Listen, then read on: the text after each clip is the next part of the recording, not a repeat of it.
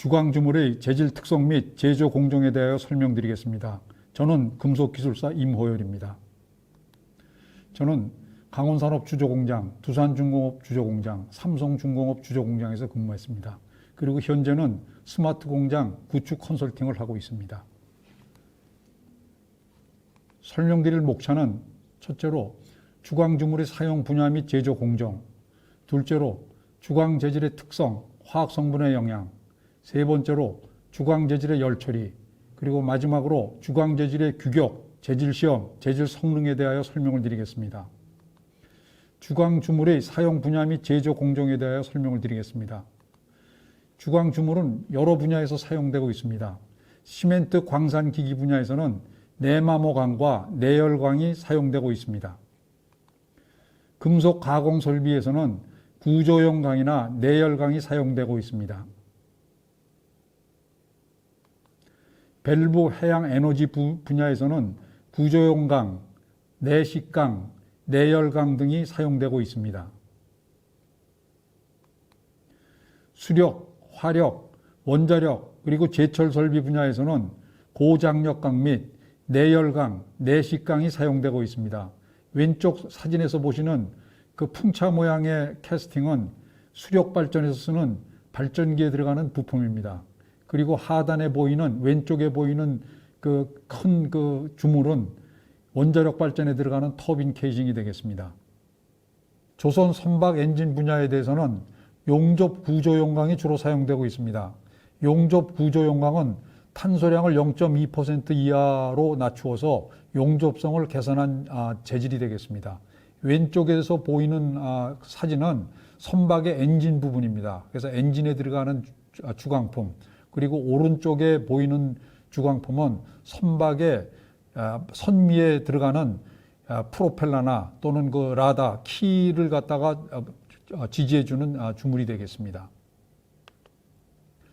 그리고 펌프 수처리 분야, 그리고 운반기기 분야에서도 구조용광, 내식광, 내마모광 등이 많이 사용되고 있습니다. 특히 수처리 부분에서는 스테인리스광 등이 많이 사용되고 있습니다. 우리가 볼 수 있는 건축물, 교량 등에도 이 용접 구조용 주광품이 많이 들어가고 있습니다. 왼쪽에 보이시는 것은 대형 스타디움입니다. 축구장이나 야구장 같은 구조물에도 주광품이 들어가고, 오른쪽에 보이는 교량 부분은 인천대교라든가 부산 영종대교에 들어가 있는 케이블을 잡아주는 케이블 밴드 주광품입니다. 그리고 미래 시장으로서는 수소탱크나 소형 원자력, 선박, 방위산업, 항공 우주 등의 여러 가지 그 내열이나 내식강들이 사용될 걸로 예상됩니다. 다음은 주광주물의 제조 공정에 대해서 설명을 드리겠습니다. 모든 주조품은 맨 처음에 주조 방안을 첫 번째로 시작이 됩니다. 주조 방안에서는 그 건전한 주물을 얻기 위하여 앞탕이라든가 인게이트라든가 그다음에 여러 가지 패딩이라든가 여러 가지 그 설계가 반영된 도면이 완성이 되게 되어 있습니다. 그래서 그 도면이 완성이 되면 두 번째로 목형 제작에 들어가고, 목형이 완료되면 조형, 합형을 해서 용해를 하게 됩니다. 그러면 용해를 하게 되면 성분 검사를 하게 됩니다. 성분 검사가 완료돼서 합격이 되면 그다음에 주입에 들어가고, 그다음에 쇼트 절단을 거쳐서 1차 열처리에 들어갑니다. 그리고 열처리가 끝나면 다시 후처리를 하고 비파괴 검사 용접 보수를 합니다. 그리고 2차 열처리인 퀸칭, 템퍼링, 응력 제거 등의 열처리를 하여 재질을 마무리 짓습니다. 그리고 후처리가 된 다음에 최종 검사를 해서 가공 출하가 됩니다. 여기에서 우리 재질을 결정하는 중요한 그 공정은 5번째에 있는 용해 공정과 10번째에 있는 1차 열처리 공정, 그리고 14번째에 있는 마지막 퀸칭, 템퍼링이나 응력 제거에 따라서 주광품의 재질이 최종적으로 결정이 됩니다. 다음은 주광 재질의 특성, 화학 성분의 영향. 첫 번째로 주광과 주철 주물의 특성 비교, 두 번째로 탄소 평형 상태도에 있어서 주광과 주철의 구분 및 특성, 그 다음에 주광 주물의 규격, ASTM이나 GIS, 일본 공업 규격, 그리고 재질의 선정 방법, 그리고 주광주물에서 성분 원소의 영향 등에 대해서 설명을 드리겠습니다.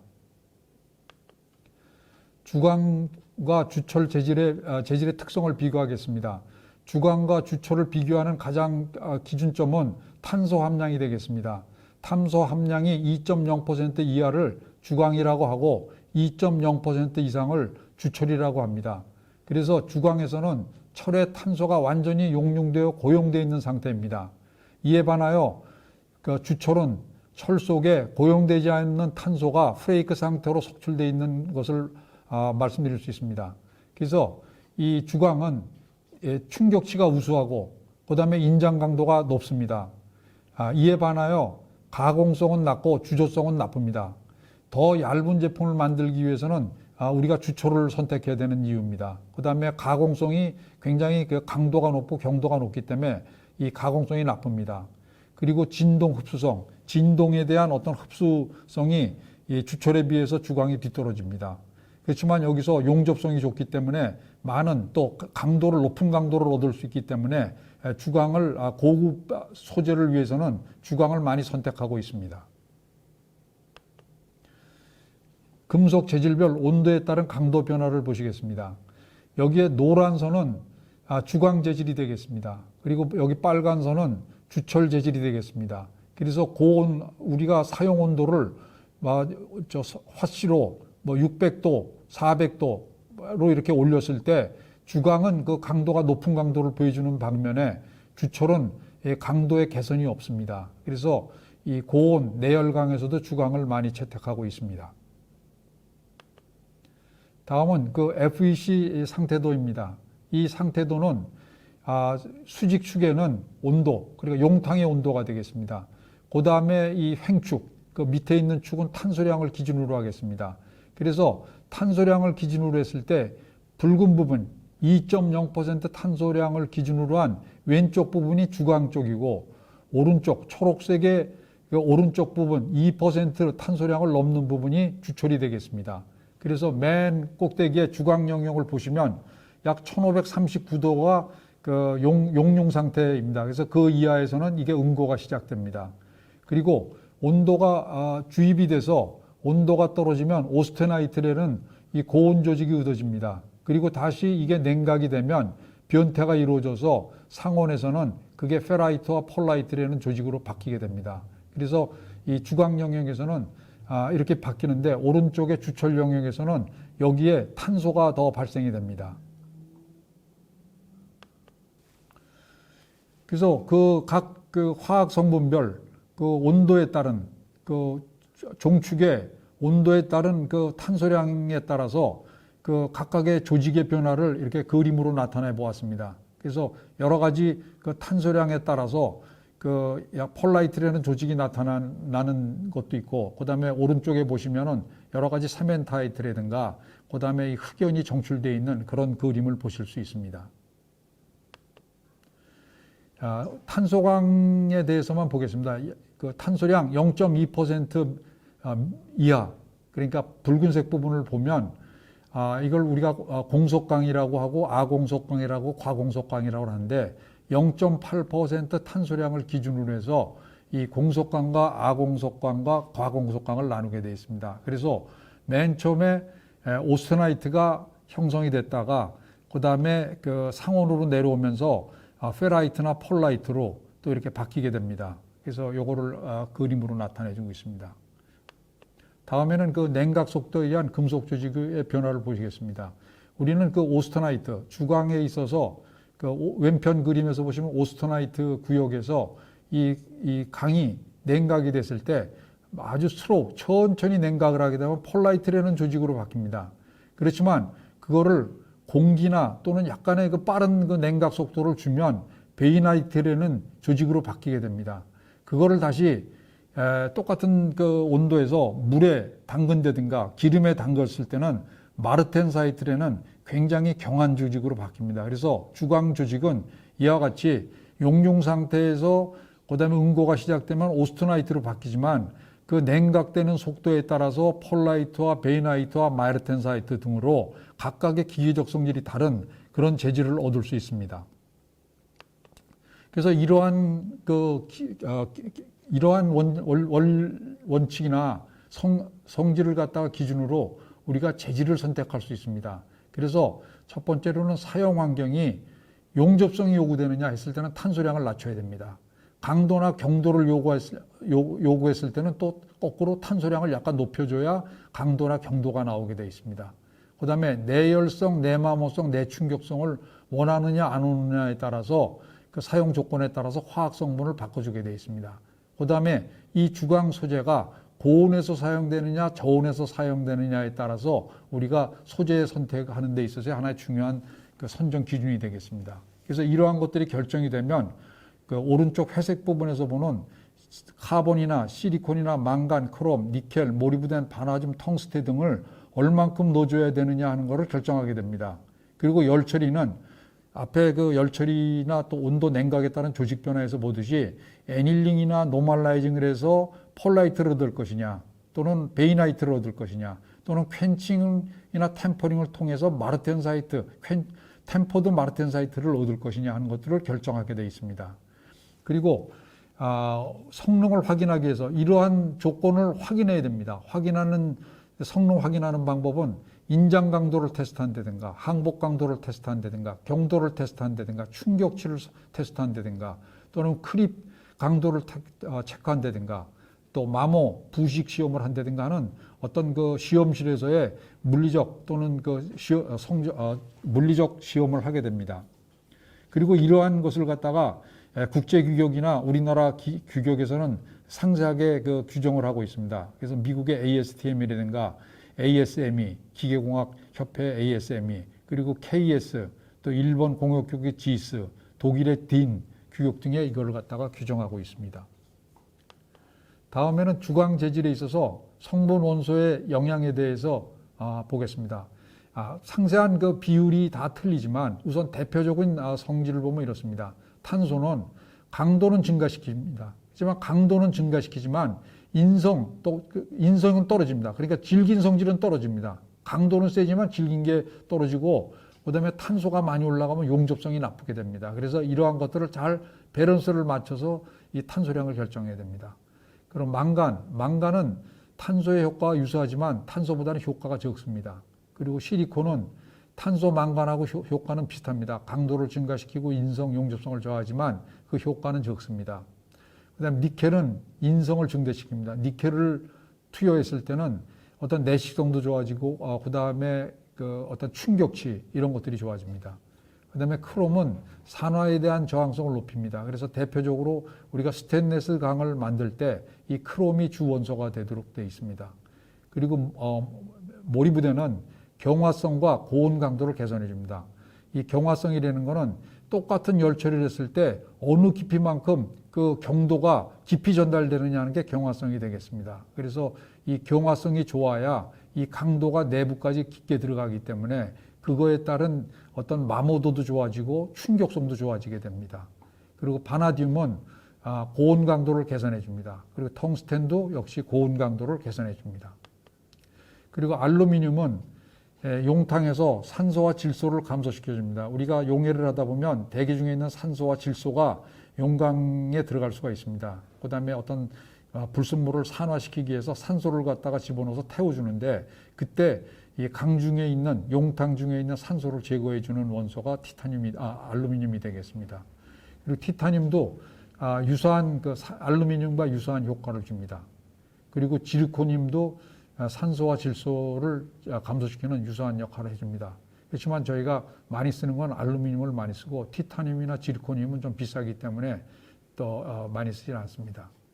그 다음에 산소나 질소는 이 가스결함을 발생시킵니다. 그래서 우리가 이 강에 탈산 부족이 됐을 때는 안에 작은 미세한 피놀들이 있어가지고 이 전체 제품 전체를 불량을 만들게 됩니다. 그리고 수소는 그 수소 취성이 생겨서 쇠가 깨지기 쉽게 이렇게 해줍니다. 그리고 P와 S는 주로 불순물로서 어떤 그 내충격성과 그 다음에 인성 같은 거를 저하시켜 줍니다. 다음에 세 번째로 주광 재질의 열 처리에 대해서 설명을 드리겠습니다. 주광의 대표적인 열처리는 애닐링이라는 소둔, 그 다음에 소준, 소입, 소료 등이 있습니다.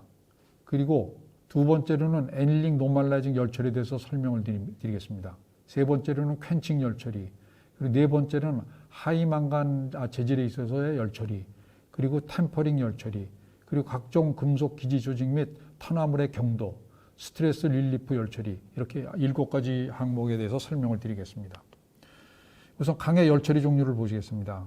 열처리 종류는 왼쪽에 보시는 것과 같이 대표적으로 약 5가지가 있습니다. 그래서 애닐링, 우리가 소둔이라고 하고요. 그 다음에 냉각 방식을 론에서 서서히 냉각시켰을 때가 애닐링입니다. 그 다음에 노멀라이징은 소준이라고 해서 제품을, 소재를, 주광품을 로에서 끄집어내서 공기 중에서 식히는 겁니다. 론냉보다 조금 냉각 속도가 빠르겠죠. 그 다음에 퀸칭은 로에서 꺼내자마자 물 속에 담그거나 그 기름 속에 담급니다. 그리고 템퍼링은 다시 이렇게 담근, 그러니까 퀸칭을 한 그 어떤 그 재질이 그 응력을 많이 갖게 됩니다. 왜냐하면 급속한 냉각에 의해서 내부적인 응력을 갖기 때문에 그 응력을 제거해 주면서 경도를 조정해 주기 위해서 템퍼링을 합니다. 그래서 템퍼링 온도가 높을수록 경도가 낮아지고 낮을수록 경도가 높아집니다. 그래서 우리가 적정한 경도를 얻기 위해서 템퍼링 온도를 조절해 주게 되어 있습니다. 그리고 스트레스 릴리빙 열처리가 있습니다. 응력 제거 열처리라고 해서 우리가 주광 소재는 주로 결함을 보수하거나 여러 가지 할 때 용접 보수를 하는데, 용접 금속과 이 주물에 있는 소재, 모재 금속 사이에 서로 응력이 생기게 됩니다. 그 경계면에서. 그래서 그러한 응력을 제거해 주기 위한 스트레스 릴리빙 열처리가 있겠습니다. 그래서 오른쪽은 앞에 설명드린 대로 오스트나이트가 냉각이 되면서 페라이트와 폴라이트로 되는 그런 과정을 보여주고 있습니다. 열처리에서도 똑같은 이 과정을 거쳐서 다시 재결정을 해서 우리가 어떤 원하는 조직을 얻게 됩니다. 그래서 주로 소둔과 소준과 수입 1, 2, 3번이 되겠습니다. 1, 2, 3번을 할 때 가열 온도는 오스트나이트 변태구역까지 올려줘야 됩니다. 그래서 우리가 그 A3 변태선이라고 하는데 그 변태선 이상 한 50도까지 올려줘서 해야 되기 때문에 약 900도씨, 약 한 70도에서 900도 사이에 가열을 해서 론냉을 해주거나 공냉을 해주거나 또는 순냉, 유냉을 해주는 게 열처리가 되겠습니다. 그 이후에 열처리가 끝나고 나면 그 4번, 5번 소료와 템퍼링과 스트레스 릴리프 4, 5번 과정이 있는데, 그래프 오른쪽에 맨 밑에 4, 5번 과정처럼 약 500에서 600, 한 50도 그 사이에서 온도를 가열해서 어떤 경도를 조절해 주거나 응력을 제거해 주는 것을 우리가 그 소료나 응력 제거의 열처리 온도가 되겠습니다. 애닐링 노멀라이징 열처리에 대해서 설명을 드리겠습니다. 앞에 말씀드린 앞에 그 주입이 되고 그다음에 절단이 돼서 열처리에 들어가게 됩니다. 열처리에 들어가면 왼쪽 편에 있는 그림과 같은 열처리로에 들어가는데, 열처리 온도는 그 까만 선이 되겠죠. 여기 노멀라이징이라고 써져 있는 그 오른쪽 그래프에 그 선에서 그 열처리를 해줍니다. 그래서 약 한 850도에서 한 900도씨 사이에 가열을 해주는데, 가열 시간은 제품 1인치당 1시간을 기준으로 해서 여유 시간 2시간을 더 줍니다. 그러니까 10인치 제품이라고 그러면 10시간 더하기 2시간에서 12시간 정도 가열해 주는 것을 표준으로 하고 있습니다. 그 이후에 론냉을 하느냐 또는 공기 중에 냉각을 하느냐에 따라서 애닐링이나 노멀라이징이 하는 게 결정이 됩니다.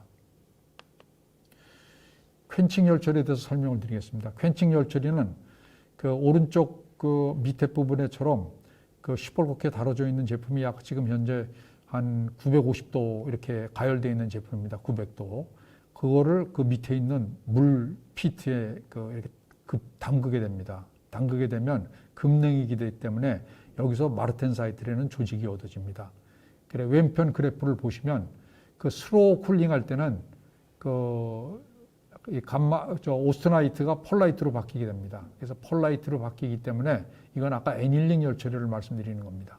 그 다음에 강제 공냉이나 유냉, 특히 강제 공냉을 시킬 때는 그게 베이나이트로 바뀌게 되는데, 그거는 빨간 선을 따라서 냉각이 되는 겁니다. 그래서 일정 구간에서 공기 중에 냉각이 되면서 이렇게 베이나이트가 형성이 됩니다. 이에 반해서 까만 선, 왼쪽 편의 까만 선은 급속히 퀸칭이라는 어떤 이렇게 냉각 매체에 담그게 되면 그게 오일이나 워터가 되는데 그 속에 담그게 되면 마르텐사이트 변태가 일어나고 굉장히 경한 물질이 얻어지게 됩니다. 이게 퀘칭 열처리입니다. 그래서 퀘칭은 기름이나 그다음에 오일에다가 담궈주는 거고, 또 중요한 거는 현장에서 할 때 굉장히 중요한 거는 이 퀘칭을 해서 물에 담글 때는 그 제품의 900도씨 저렇게 빨갛게 달근 다른 쇠와 그다음에 물 사이에 그 필름인 그 스팀이 그 수증기가 필름을 형성하게 됩니다. 그러면 냉각도가 떨어지기 때문에 그때는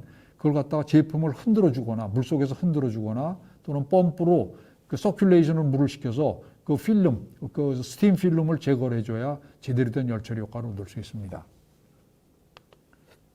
다음에는 하이망강 스틸에 대해서 설명을 드리겠습니다. 하이망강 스틸은 이 망간이 12% 들어가고 주로 우리가 돌을 깨는 데 쓰는 그 주광 재질이 되겠습니다. 그래서 우리가 돌산에 가게 되면 여러 가지 석재를 갖다가 부숴서 건축 자재를 만드는 데가 있죠. 거기에 들어가는 그 크라샤에 들어가는 부품이 이 하이망강 부품입니다. 그것은 망간이 12% 들어가는데 그거는 가열을 약 한 1100도씨에서 가열해서 물 속에 급히 담가야 됩니다. 그래야지만 어떤 그 우리가 그 원하는 성질을 얻습니다.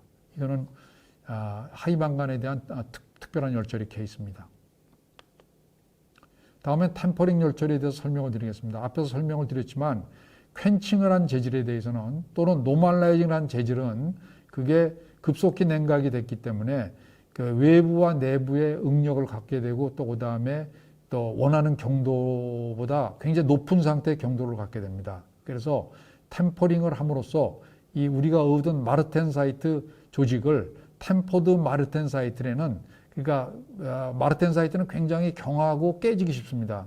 그렇지만 템퍼드 마르텐사이트는 어느 정도 경도를 약간은 그 낮춰주지만 굉장히 질긴 재질로 만들어집니다. 그래서 대부분의 퀘칭된 소재는 템퍼링까지 돼야 사용할 수가 있습니다. 그래서 보통 템퍼링 온도는 500에서 650도씨 사이에서 우리가 열처리를 하게 됩니다. 그 많은 방산품이라든가 발전 설비라든가 이런 데 들어가는 그 고장력 강에서는 반드시 퀘칭 템퍼링을 해서 쓰는 강종들이 많이 있습니다. 그다음에 스트레스 릴리브 열처리가 되겠습니다. 스트레스 릴리브는 왼쪽 그 사진에서 보시는 것과 같이 그 대형 발전소에 들어가는 터빈 케이징입니다. 그래서 여기에 스팀이 약 한 600도씨의 스팀이 여기 들어가서 터빈을 돌려서 발전을 일으키게 되는데, 이건 엑스레이를 찍어서 그 안에 있는 결함을 용접보수를 하는 겁니다.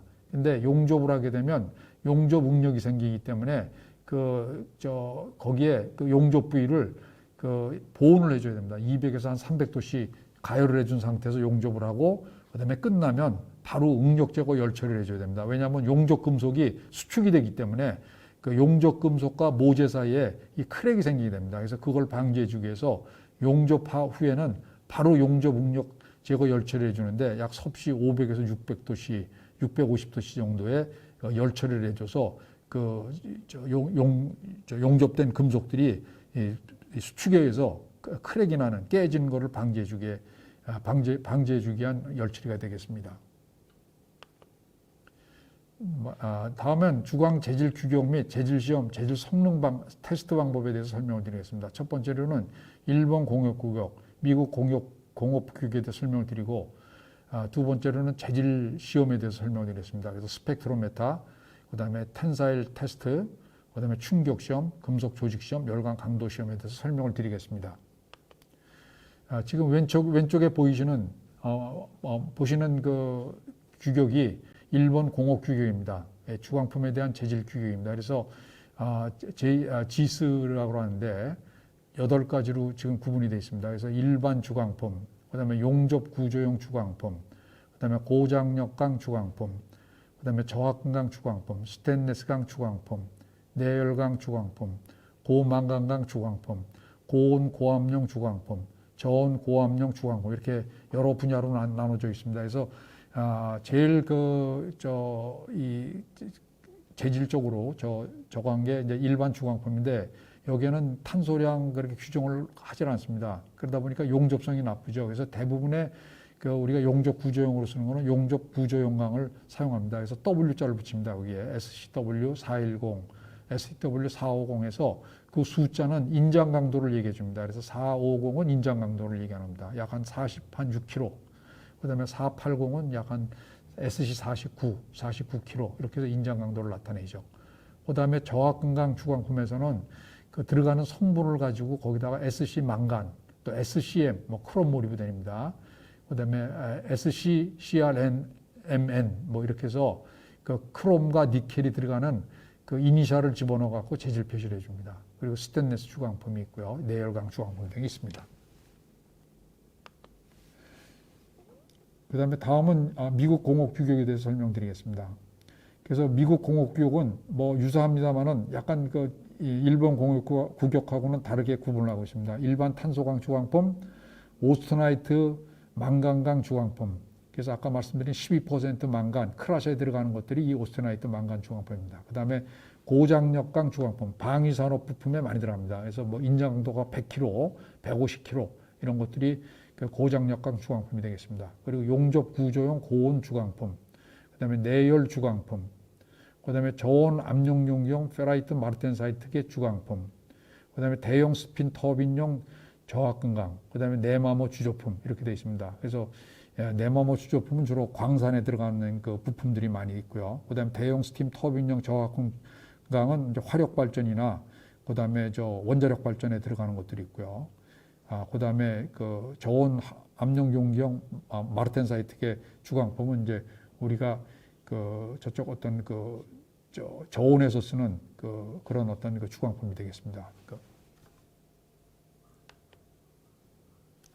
일반 탄소광 및 저하금강 재질에 그 ASTM에 있는 거를 대보면 뭐 SC1020, 뭐 SC1030 뭐 이렇게 해서 쭉 표시가 됩니다. 그래서 SC4130, 4330 하는데 1020 뒤에 201이라는 표시는 XX로 빨간 글씨로 표시가 되어 있습니다. 그러니까 탄소량을 얘기합니다.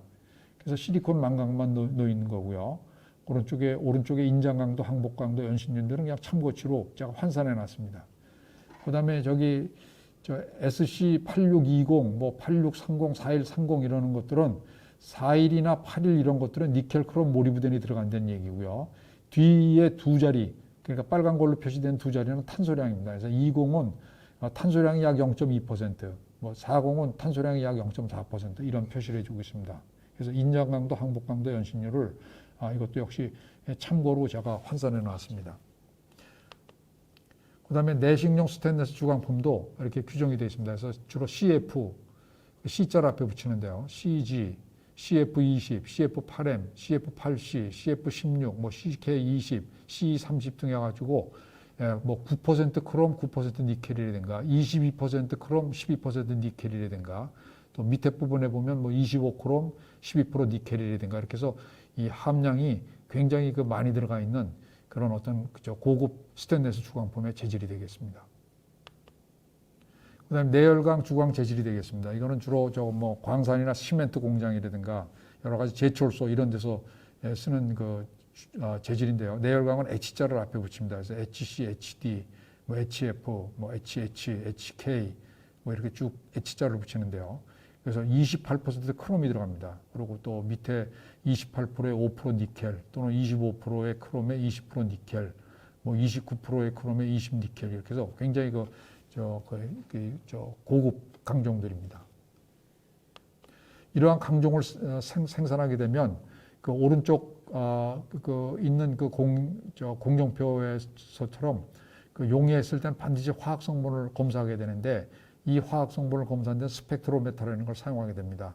그래서 스펙트로메타에서 엑스레이를 갖다가 쬐주면 거기에서 그 카본이나 실리콘, 망간, PS, 니켈, 크롬, 모리브덴, 바나듐 등 한 20개에서 30개 그 원소를 분석을 하게 됩니다. 그래서 여기에서 합격된 됐을 때 이제 그걸 갖다가 주물로 주조를 하게 됩니다.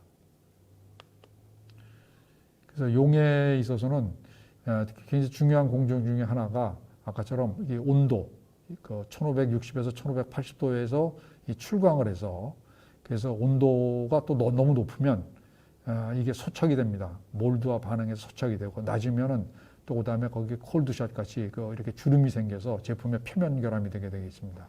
그리고 이때 특히 그 성분 조절, 이게 굉장히 중요한 조건이 되겠죠. 그 다음에 이제 그 열 처리가 끝나고 나면 텐사일 테스트를 하게 됩니다. 텐사일 제트는 그 오른쪽에 있는 기계에서 우리 이 길다란 원형 시험편을 당기게 됩니다. 당겼을 때 그때 이제 그게 끊어지는 온도, 늘어나면서 끊어지게 되는데, 그때 이제 그 왼쪽에 보시면 늘어났다 제자리 들어가는 영역은 탄성구역입니다. 그리고 탄성구역이 지나면 소성 영역으로 들어가죠. 그럼 그다음부터 늘어나면서 끊어지게 되어 있습니다. 그래서 탄성 영역이 끊어지고 소성 영역이 시작되는 구간을 항복 강도라고 합니다. 그리고 우리가 인장 강도는 최종적으로 끊어지는 그 강도가 되겠죠. 그래서 이제 그때 체크하는 항목이 인장 강도, 항복 강도, 그 다음에 얼만큼 늘어났느냐, 그 다음에 그 늘어나면서 그 단면이 얼만큼 수축이 됐느냐, 그 다음에 그때 경도는 얼마냐 하는 것을 체크하게 됩니다. 그래서 주로 설계에 많이 반영될 때는 이 인장 강도보다는 항복 강도를 많이 반영하게 되어 있습니다. 왜냐하면 이미 이 탄성력을 지나서 소송이 일어난다는 것은 이미 기계가 어떤 구조물이 파괴가 시작됐다는 얘기이기 때문에 굉장히 위험한 상태가 되겠습니다. 그래서 설계에 반영할 때는 주로 항복 강도를 기준으로 설계에 반영하고 있습니다. 그래서 이 옆에 그 이제 두 개의 그림이 있습니다. 그래서 이러한 인장 강도, 항복 강도, 경도는 서로 비례를 합니다. 그 왼쪽 그래프나 오른쪽 그래프 똑같죠. 위에 텐사일 스트렝스나 일드 스트렝스나 브린날 하드넷에서는 온도가 올라감에 따라 떨어집니다. 그러니까 맨 꼭대기에 보이시는 온도가 템퍼링 온도입니다. 그래서 템퍼링을 높은 온도에서 하면 그 인장 강도가 낮아지고 항복 강도도 낮아지고 경도도 낮아집니다. 그러고 그 다음에 그것들이 같이 비례를 해서 내려가게 되어 있습니다. 그리고 이제 거꾸로 이제 그 강도와 경도는 떨어지는데 반해서 연신율이나 단면 수축률이나 그 다음에 충격치는 올라갑니다. 그래서 템퍼링 온도를 두 개를 잘 조합해서 그래서 우리가 원하는 강도와 경도를 얻고 그 다음에 충격치도 좋아지는 그 최적의 온도 구간을 택해서 저희가 템퍼링 열처리를 하면 되겠습니다. 그 다음에 충격 시험을 하게 됩니다. 그래서 충격 시험을 하게 되는데 그 오른쪽에 보이시는 그림에서 우리 키로진이라고 그러죠. 그래서 큰 추가 떨어지면서 그 금속 시험편을 때리게 됩니다. 때렸을 때 그때 얼마만한 힘을 받으면서 깨지느냐. 그래서 그 유리처럼 깨지면은 그거는 그 충격 강도가 낮은 겁니다. 그 다음에 이게 그 충격을 흡수하면서 깨지면은 충격이 높게 올라가는 거죠. 그래서 여기에 그 왼쪽 그래프에서 보시면 샤르피 충격치 시험값이 옆에 10서부터 40까지 있습니다. 높을수록 좋은 거죠. 그 다음에 충격 시험도 이게 0도에서 그 다음에 100도에서 200도 이거 화씨로 표시됐습니다만은 뭐 마이너스 40도, 마이너스 100도씨에서 합니다. 그래서 우리 예를 들면은 우리 방위 산업에 들어가는 탱크 그럴 때는 마이너스 40도에서 체크를 합니다. 왜냐하면 이 추운 겨울에도 이 전쟁을 해야 되니까요. 그래서 주로 방사함품은 퀸칭 템퍼링을 해서 쓰고 많이 씁니다. 그래서 왼쪽 그래프에서 보시는 바와 같이 이 퀸칭 템퍼링한 재질이 노멀라이징 템퍼링한 재질보다 이 충격치 값이 월등하게 좋습니다. 그래서 많은 그 고장력강이나 방위산업 부품이나 고급 강들은 퀸칭 템퍼링을 해서 사용을 합니다.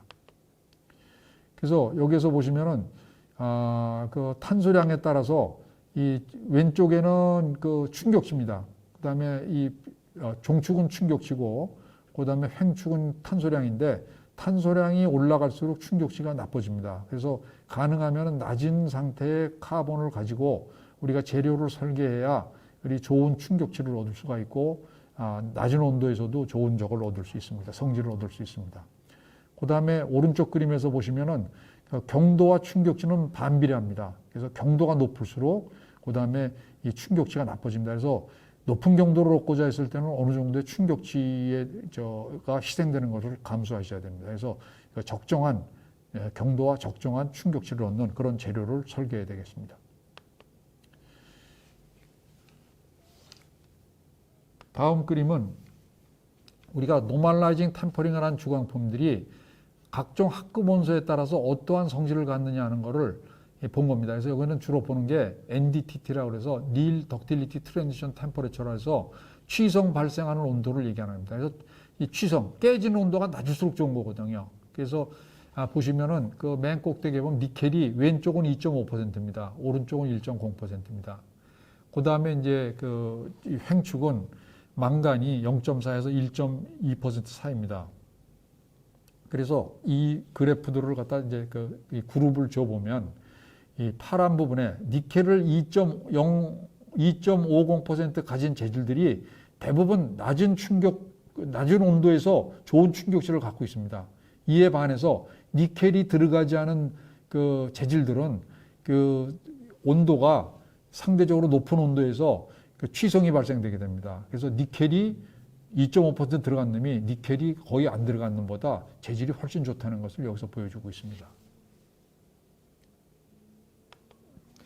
이거는 퀸칭 템퍼링한 재질 마찬가지입니다. 템퍼링한 재질에서도 마찬가지로 니켈이 들어간 재질이 파란 부분입니다. 재질이 니켈이 안 들어간 부분보다는 이 취성 발생하는 온도가 훨씬 낮다. 재질이 좋다. 이렇게 됐고, 그 다음에 이 앞에 그림과 뒤에 그림을 비교해 보면 퀸칭 템퍼링한 재질이 노멀라이징 템퍼링한 재질보다 또 훨씬 낮은 온도에서 이 충격치를 나타내는 것을 알 수 있습니다. 다음에는 이제 이러한 열 처리라든가 이런 게 끝나고 그 다음에 여러 가지 기계적 성질을 한 다음에 또 같이 동시에 금속 조직 시험을 하게 됩니다. 그래서 금속 조직 시험을 하게 되면 그렇게 이렇게 저 밑에 보이는 그림과 같이 뭐 페라이트라든가 베이나이트라든가 그다음에 마르텐사이트라든가 이런 조직을 우리가 관찰할 수 있고, 이러한 조직들은 그 열처리 냉각 방법에 따라서 다 완전히 확연하게 구분을 할 수가 있습니다. 그래서 왼쪽 그림에서 보시면 순행했을 때 조직, 윤행했을 때 조직, 공냉했을 때 조직, 논행했을 때 조직, 이렇게 우리가 완전히 구분해서 볼 수 있고, 가운데 있는 사진에서도 우리가 조직이 큰 조직과 상대적으로 작은 미세한 조직이 미세할수록 좋죠. 그래서 미세한 조직을 이렇게 우리가 볼 수가 있습니다. 그래서 이런 지금 우리가 말씀드렸던 여러 가지 이 주광의 이 재질들은 이 열처리에 따라서 그 기지 조직이 나타나는데, 그 기지 조직의 어떤 그 경도가 각각 틀립니다. 그래서 페라이트일 때는 비커스 하드네스로 70에서 200, 그거보다 높은 게 펄라이트. 그다음에 펄라이트보다가 크롬이나 또는 니켈을 좀 섞어주면 더 높은 경도가 나타나죠. 그리고 오스트나이트는 또 경도가 낮습니다. 상대적으로. 그다음에 저하금을 넣은 오스트나이트는 높아지죠. 그다음에 크롬을 넣어주면 더 높아지죠. 그다음에 마르텐사이트, 우리가 순행을 했을 때 마르텐사이트는 훨씬 높은, 한 1,500배 높은 이런 경도를 얻게 됩니다. 그리고 오른쪽에는 이제 여러 가지 탄화물, 크롬이나 그다음 크롬과 C의 탄화물들이 형성이 됐을 때는 훨씬 높은 경도를 나타냅니다. 이 네마모강이나 이런 데서 나타나게 되죠. 그다음에 모리브덴, 그다음에 텅스텐 카바이드, 이럴 때는 2,400, 뭐 티타늄 카바이드는 3,200, 그다음에 보론 카바이드는 3,700 해서 아주 높은 경도까지도 이렇게 열 처리와 이 합금 원소를 조정함으로써 얻을 수가 있습니다. 그리고 이제 마지막으로 이 크립 테스트에 대해서 설명을 드리겠습니다. 우리가 원자력 발전이나 또는 항공기 부품들은 우리가 원자력 부품은 30년에서 50년을 사용을 해야 됩니다.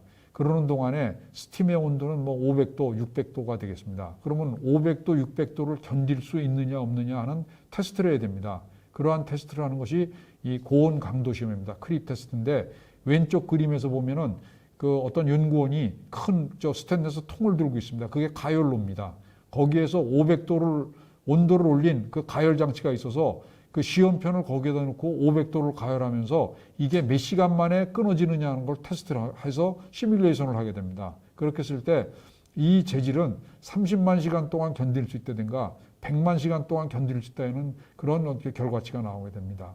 그래서 오른쪽 위쪽을 보시면 위에 터빈 브레이드입니다. 저 터빈 브레이드는 우리가 많이 보이는 보잉에 들어가는 제트 엔진이라든가 또는 저 발전소에 들어가는 그 터빈, 그 화력 발전이나 원자력 발전에서 그 스팀에서 돌아가는, 그런데 이 터빈 브레이드인데, 그게 우리가 용이하는 방법에 따라서 일반적인 결정 구조 또는 저 길다란 방향의 방향성 결정, 그 다음에 싱글 크리스탈, 하나의 크리스탈을 만들어 놓을 수가 있는데, 이 여기서 가장 좋은 성격은 이 싱글 크리스탈이 가장 좋은 성격을 나타냅니다. 왜냐하면은 이 고온 강도라는 거는 금속 결정이 고온에서 슬립, 미끄러짐 현상에 의해서 나타나는 겁니다. 그래서 고온에서 이 금속 결정이 미끄러지다가 조금씩 미끄러지다가 뚝 끊어지는 거거든요. 그래서 그게 30년 만에 끊어지느냐, 10년 만에 끊어지느냐, 100년 만에 끊어지느냐, 뭐 이런 결정을 하게 됩니다. 그래서 이 우리가 고급 강을 만들어내는 데 있어서는 이 크립 테스트도 중요한 어떤 그 시험 테스트가 되겠습니다. 이상 주광 재질에 대한 재질 및 그 열처리에 대해서 설명을 마치겠습니다. 감사합니다.